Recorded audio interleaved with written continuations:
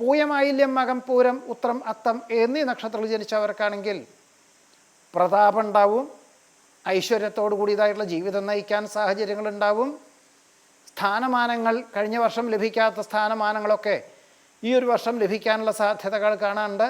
ഒരു പക്ഷേ ഒരു സ്ഥാപനത്തിൻ്റെ CEO അല്ലെങ്കിൽ വൈസ് പ്രസിഡൻറ്റ് അല്ലെങ്കിൽ കുറേ മേലധികാരി സ്ഥാനം വഹിക്കുക, സാമ്പത്തികമായിട്ടുള്ള ഭദ്രത, വിസ്തൃതിയുള്ള ഭൂമി വാങ്ങി വാസ്തുശാസ്ത്രപ്രകാരം ഗൃഹം നിർമ്മിക്കുക, സൽകീർത്തി, ദാമ്പത്യ സൗഖ്യം, കുടുംബത്തിലെ സമാധാനം, പ്രവർത്തന വിജയം, ഇങ്ങനെ എല്ലാ വിധത്തിലുള്ള സൗഭാഗ്യങ്ങളും ആഗ്രഹിക്കുന്നതിലുപരി വന്ന് ചേരുവാനുള്ള യോഗമുണ്ട്.